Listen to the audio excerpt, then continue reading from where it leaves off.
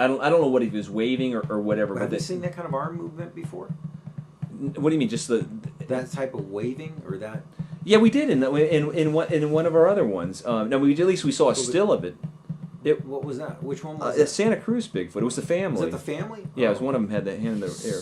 So they're communicating hand gestures to communicate. Yeah, and I don't know why people don't, pan the camera. Why this person didn't pan the camera? That people are going to say that Bigfoot doesn't communicate that way.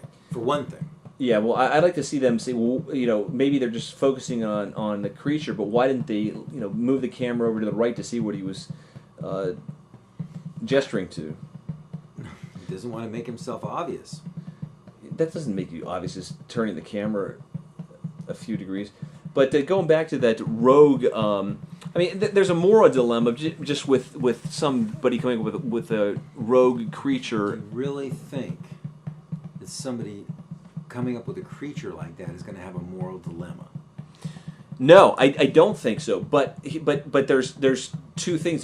There's a thing about bringing a strange life that never existed in the world and the ramifications. But there's also going with the ramifications. It kind of reminds me of these people that get these feral animals, or they have pets, anacondas or pythons in Florida, or iguanas. There was just a guy in the news today that had his whole house was full of snakes, dead snakes, live snakes.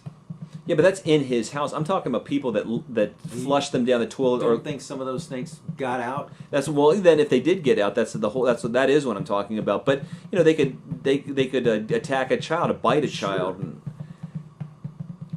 and then you got would that be on your conscience? Of course it would, but would some people wouldn't. I don't think those people really care. Yeah, so it would be the same thing with a geneticist that comes up with someone's going to say, I want to make a creature that's, a Bigfoot that's 15 feet tall. And like you were saying in the previous episode, how do we know that's already absolutely not done something like that? Well, I think these are just natural creatures so far, but yeah, that's true. Well, I'm not even going to speculate whether they're natural creatures or not. We really don't know.